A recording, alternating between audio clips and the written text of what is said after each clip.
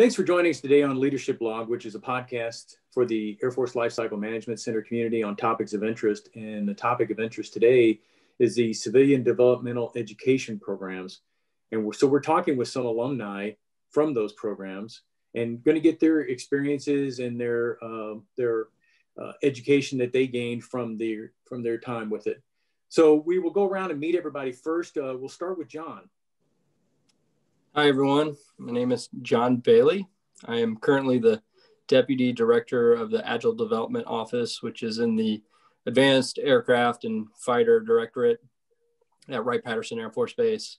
I've worked for LCMC my whole career, first 10 years as a structures engineer and the second 10 years as a systems and chief engineer. Thanks. And Robin? Yes, my name is Robin Harrah, and I am the survivability IPT lead for the VC-25B program. That's the next Air Force One, and that's under the Presidential and Executive Airlift Division or Directorate here at Wright-Pat. I started out as in the contracting career field, and then I'm currently sitting on a program management billet. Just for a few years to get to broaden my experience. And it was during this time that I actually was able to complete my CDE, my training. So I look forward to discussing it with you. Thank you. And Christy. Hello, my name is Christy Evans. I am the Operations Management Division Chief for both the Fighter and Advanced Aircraft Directorate and the Bombers Directorate. I am prior military officer, manpower personnel services, rolled into the civilian world in 2014 and started out in the HR community. So now I'm just arrived in this new job September of this year. So as we approach the time to make the applications for this coming year in January, it's great to have an opportunity to hear firsthand from your experiences. So I appreciate your time today. John, if you could give us a little background on the course that you took and what were some things that you took from it? Yeah, thank you. So I attended the MIT Sloan Fellows MBA program in Boston at MIT. I was part of 103 mid-career professionals who took a year off their normal job duties and went back to school and earned an MBA. There was a lot I took away from it. To boil it down, I would say I really did a deep dive into knowledge. At the core of the program is an MBA. So there's courses in finance management, business leadership, data analytics, artificial intelligence. So a lot of just knowledge growth and learning there during the year. Also took away a lot of experiences, moving my family from Dayton to Boston, being there when COVID struck, being part of diverse teams with people from all over the world, provide a lot of unique experiences that you don't, that I had not had yet in my career. And then just some convictions, about leadership, about my service here and for the Air Force, which I came back just more grateful than ever to be a part of this Air Force. Mm-hmm. Thank you. And Robin, what course did you take? I took the Executive Leadership Development Program. ELDP was established in 1985 with the approval of the Secretary of Defense, and this program trains the department's future leaders to recognize and respond to the issues facing all of DoD. It provided me with extensive exposure of the roles and the missions. It provided me with with intense hands-on field experience and allowed me to experience the firsthand challenges of our military and what they face to carry out their mission. ELDP is challenging both mentally and physically. During the 10 months of training, I traveled to various locations within the outside and inside the United States. We were able to train right next to the warfighter. Our cohort started with 64 participants and we graduated 60. One very unique thing that, and John might have something similar, but I speak with my battle buddy every day still, and I've graduated a year and a half ago, and the rest of my team at least weekly. So it was a very unique bonding experience as well. That's great. Now, interesting. Did you serve in the military, uniformed military before, Robin? I did not. This is, it's both civilian and military. We did have a handful of military in there, but it's strictly supposed to be allowing the civilians a way to experience the military life. Right. Right. Yeah, that's a great opportunity to get that experience. Christy, what course did you take? I actually have applied every year, and so I've attended 3 courses so far. In my point in time with my family and my career, I've selected to choose the short-term training, so anywhere between 3 days to a week with no mobility requirements. So those opportunities are out there. I took the first one was organizational leadership course. And that one really focused on how do you manage different personalities. So for example, somebody may need, you give them a task and they go and run with it and you need it done by a certain day. While other people really need it spelled out and say, hey, I need to tell you the what, where, and why. And so it really broke down how to deal with different people. And, even within our classroom, there were those different personalities. And one of the biggest things I took out of that course is sometimes you have to say no to the good, say yes to the great. So that was that one. And then I took the leading effectively through change. And this one was just amazing. And it was perfectly timed for where I was in my career, going through some significant changes with some of the things we had going on with work. And so basically that kind of addressed, how to deal and implement changes, how to, the elephant in the room scenario, and just go and don't be afraid of change. And then the last course I took was actually this year, Civilian Leadership course, and it got delayed because of COVID. And fast forward, we actually did it all virtually. So I think a good thing out of this course is learning that we can actually lead a team and we can be productive virtually. This class had probably by far my favorite course. We did a lot of personality tests, and I know personally I was just, oh great, here we go. I've done so many of these. But the greatest piece of this is we were able to take our own assessments and have an individual coaching course. So for example, not only getting your personality, but how your peers view you, how your subordinates view you. And so that way you can, tackle what you need to do. Like me, I just go and get things done.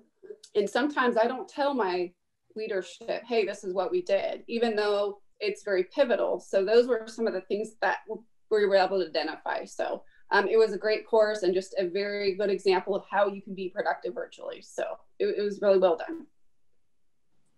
So I think, taken from this, you all attended very different courses, very different experiences. John, can you say how different was the CDE program that you attended from other trainings that you've participated in the past? And what potentially was your favorite part of this experience? Yeah, so it was a lot different on a number of levels. Most kind of fundamentally is I was in a different culture for a year. I've been lucky enough to go through several trainings and education opportunities through the Air Force, but this gave me an opportunity to actually sit outside the Air Force environment and culture for 12 months and be immersed with people from all over the world with different experiences, political views, business backgrounds versus engineering. And I remember on the first week, the professor got up and said, conflict is central to creativity.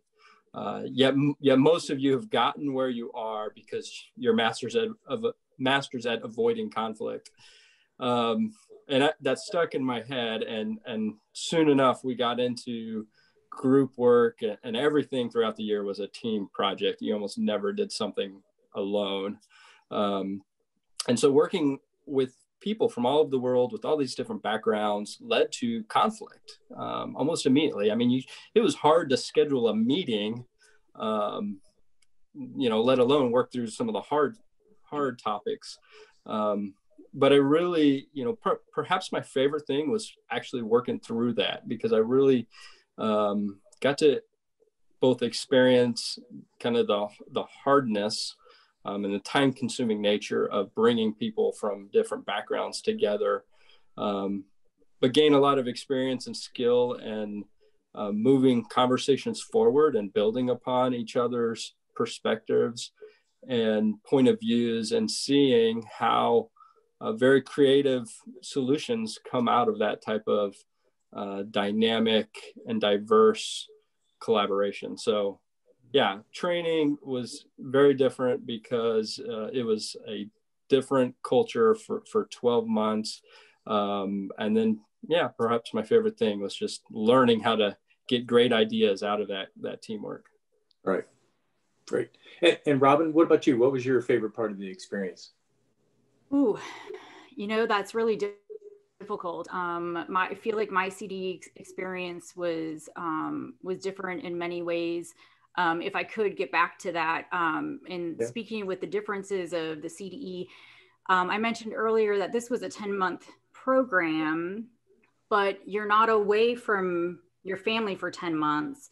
I was roughly away from my family approximately 1 week a month, with the exception of November and December. We did our deployments back to back, and that's when we went to South Korea and Hawaii.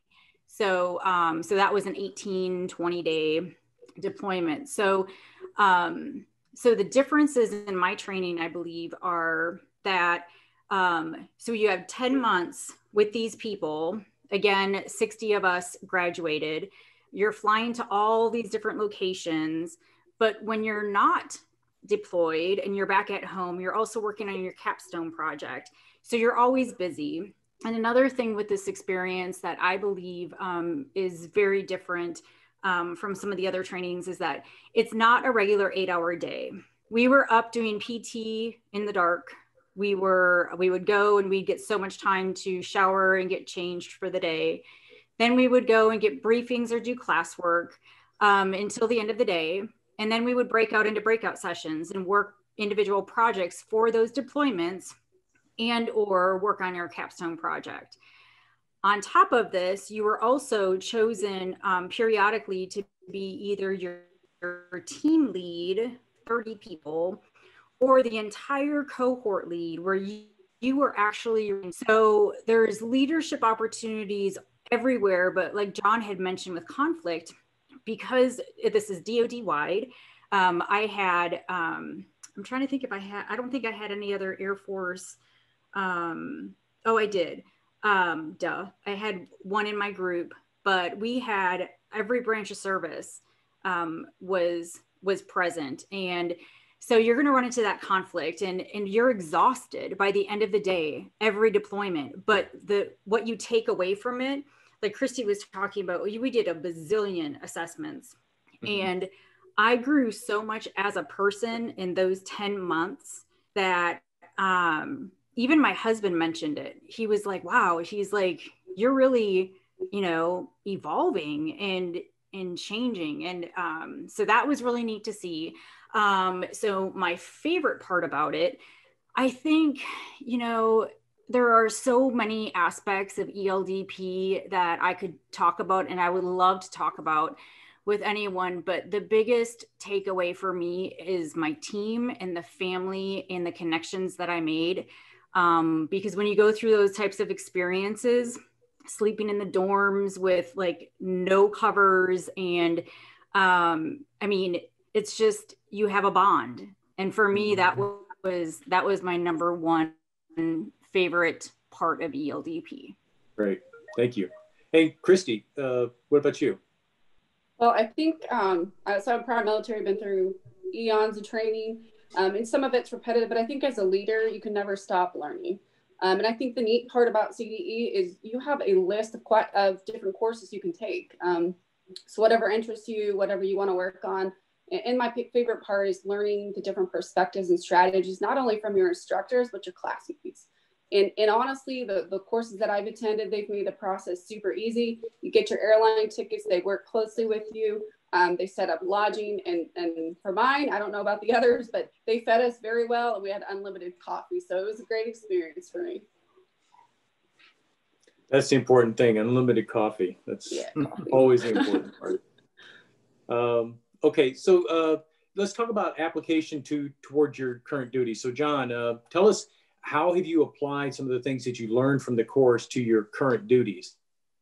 Yeah, so one of the things that professors at MIT, and maybe this is just any university, in an MBA school at least, they would talk about equipping us with frameworks, basically structured ways to think through challenges. And I do really sense and know that I have a thicker tool bag. I have more tools in my box than I did before I left. And so, you know, a couple that come to mind immediately, just being back for a few months, you know, we talked about various organizational models and ways to look and perceive what's occurring in your organization. And one of my favorite models talked about strategic design, culture, and politics, and to view your organization through those three lenses. And it kind of outlines some different ways to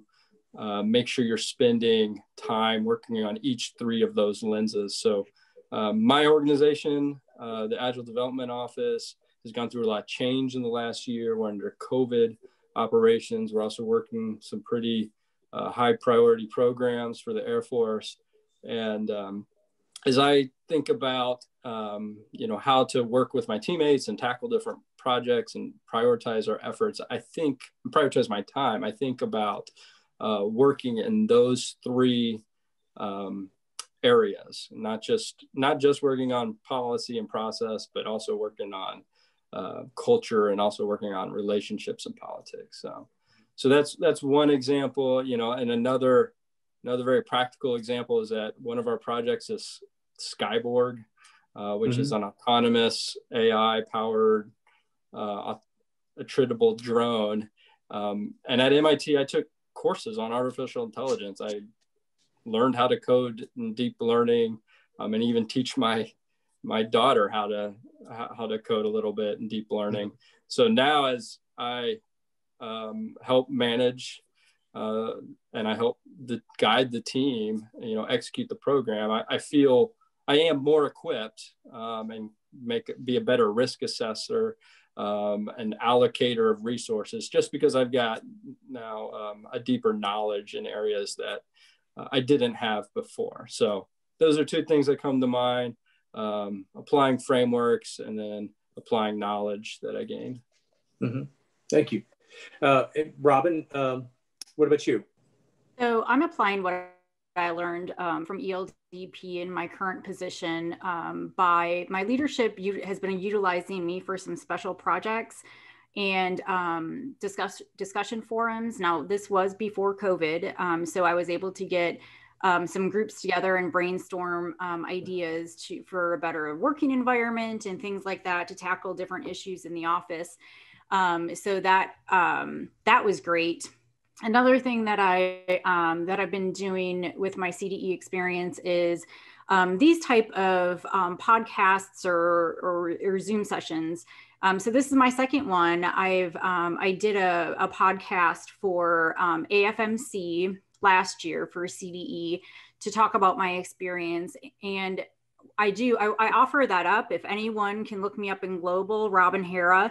I've had quite a few people take me up on it who are interested in ELDP, because I feel like it's a really complex CDE opportunity. And there are definitely some secrets that kind of attribute to the excitement of being selected and going. But if anyone has any questions, please reach out to me. I really enjoy talking about the program and the benefits, and also like the downsides. Like you're away from your family, and I like to give the whole perspective. So those are the two things that I can think of when it comes to how I'm implementing some of the experiences that I've had. Great, thank you. All right, Christy, I'm sorry. I think one of the greatest benefits for me was recharging batteries. All too often as leaders, we get stuck in this rut, and sometimes we forget to work on ourselves. So it was a great recharge for me. And I think the Air Force does a great job selecting training based on grades. And so I think that works perfectly for the jobs that I've been in. I've had some very big challenges working in operations. It's never ending excitement on the things we have to deal with. So I think the greatest benefit is being able to recharge those batteries and then be able to come back and share with my leaders and my teammates on some of the things that we've implemented or things we can share. So we're getting ready into the period where people are going to start making their applications to apply for different programs. Can you share some of your experiences going through the application process? So we've heard that these can be involved and that you need to make sure that you get your resumes updated properly and you know, get your supervisor's input and things of that nature. So John, can you talk to us, tell us what was your experience applying for the program? Yeah, sure. I guess first, there was an individual a couple individuals who'd gone through the program before me. So I reached out to them and I got their perspective, just like Robin's recommending now to do. And I think that's really important to help gauge your expectations for what you're going to gain and what you're going to have on the backside of it. And then also if there's family impacts, like there was in my case, you know, it was really important for my wife to sit down with their wives and hear, you know, what was it like moving, what was the experience like for the kids. So yeah, that's kind of the first place to start. You know, find someone who's done it before that can just give you the data and give you their experience on it.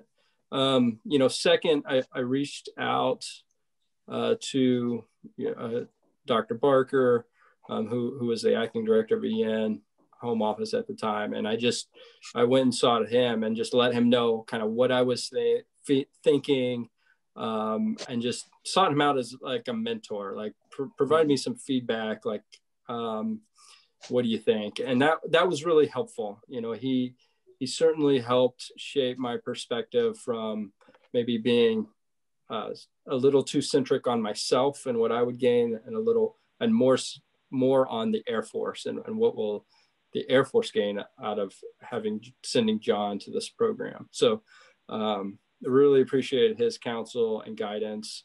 And then, you know, doing the essays, the references, things like that.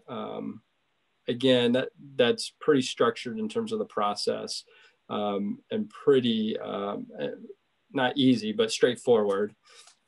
And so it was just talking to like my commander and the other folks who I knew were going to write references for me and making sure that they as well thought this was best for myself and for the Air Force. And Robin, what about you? How was your application process? I echo everything that John just talked about. My application process, so ELDP is very selective and very competitive. I believe the year that I got in, out of those 64 slots, the Air Force had 7. And I think 220 made it to the final board. So just to say that was my 3rd year, I think, that I had applied. I was runner-up prior to that, or an alternate, I should say. So like John said, you know, the essays and stuff are straightforward, but man, the actual application, making sure that you have impactful statements and that you have leadership from, or buy-in leadership from not just your supervisor, but just like he said, the commander, everything, because you're going to need that push to get you through. So that's really all my advice. Great. And Christy, you've applied 3 times, you said, so successfully. So what was your experience during the application? I think the old process seemed a lot easier. And I'll be honest, the new process is very discouraging. But I think as a whole, the center does an excellent job providing guidance. If you just read the instructions, it lays it all out there for you. So even though it's a lot of steps, they literally spell it out to make it easy. So the thing is, just do not let that discourage you. A wise mentor told me you miss 100% of the chances you don't take. So, you know, what is a CDE? I'm not going to apply because I'm not going to get picked up. And my very first year, I got picked up. So I think if you just focus on, hey, I want to do it. The other thing I highly recommend, if you don't have already, is to have a mentor. And My Vector is a great resource. And so that mentor can also help you selecting your courses and planning for your future for all of your CDE.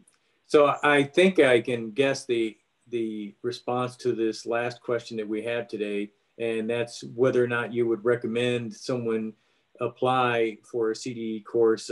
But John, what do you say to someone who may be interested? I say the Air Force needs you.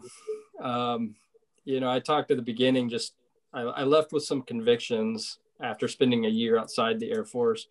One of those convictions is just becoming more scared of what will happen to the Air Force, to our country, if you know, we don't accelerate, change, or lose. When Chief Brown dropped that, I mean, that resonated with so much of the just kind of the personal conviction I grew, you know, being at MIT and kind of being more exposed to what's going on in the world and the state of artificial intelligence, analytics, digital transformation, and kind of where we are in that process. So I'm very thankful. Like, the Air Force has great leaders, and it's by design. It's not by accident. And I'm really grateful for the people I work for and the colleagues I work with. But the challenge is huge over the next, 20 years. And we need good people to step up and raise their hand and say, I'm willing to serve. I'm willing to get into the mess of this and figure out, like, how do we lead and we transform our Air Force? Because we may lose if we don't. So, yeah, the Air Force needs you. That's the reason you should go. Right. And Robin, what do you say?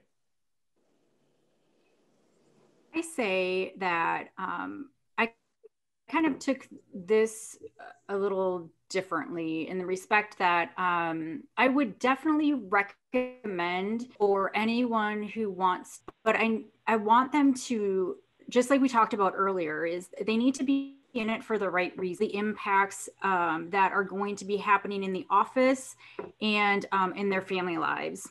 I can only speak for myself. I had an amazing experience because my office, I had a deputy, so she would step in every time we were deployed. So I never missed a beat or a step. Mm-hmm. But there were definitely some others, some other participants that, like I explained the hours and how long they were. They would do that until, they would work all day until 10 o'clock at night.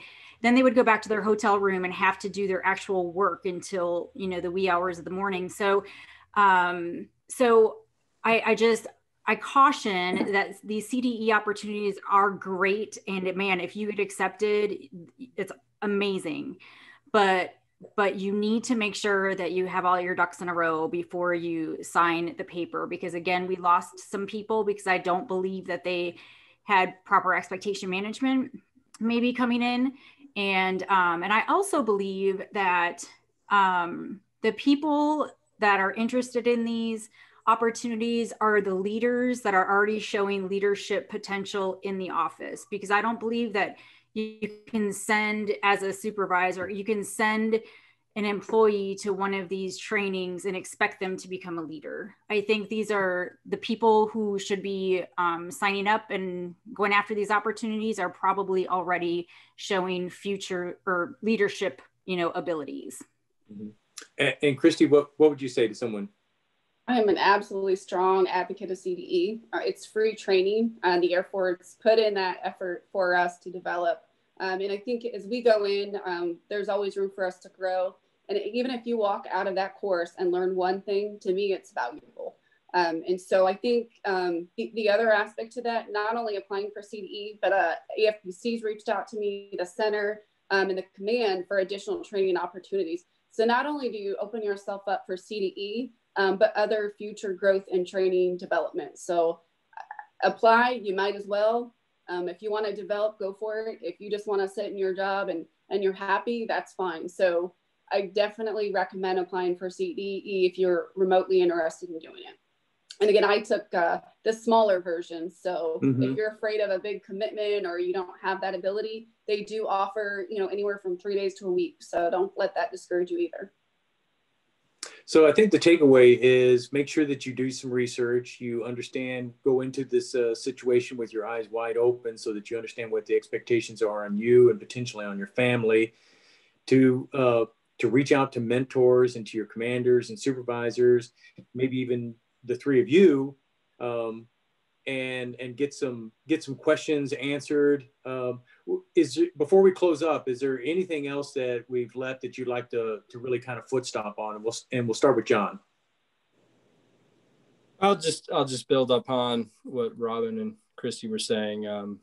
We need leaders to never stop growing, to always be learning and just have that hunger to continually get better. And CDE, whether you do the short period or whether you do long periods, is one of the best opportunities to make sure you keep advancing and growing yourself. So thanks. Hey, Robin, any last thoughts?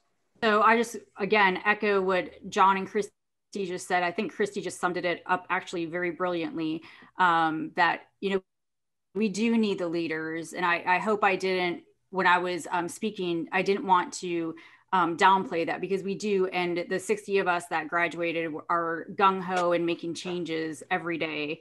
So keep doing what you're doing. And if anyone has any questions, like I said, please reach out, because there are multiple opportunities out there for everyone. And Christy, any final thoughts? I think my last thing is not only focus on your CDE opportunities, but communicate to your employees. So Mike Mathis came and briefed my team last year. And so those opportunities are out there. So if you want someone to come and talk more about CDE for your employees, please reach out to the center and they could probably help you. That's great. Really appreciate your time today. I think you guys have really shed a light on an often kind of confusing topic. So thanks again for your time with us here on Leadership Log.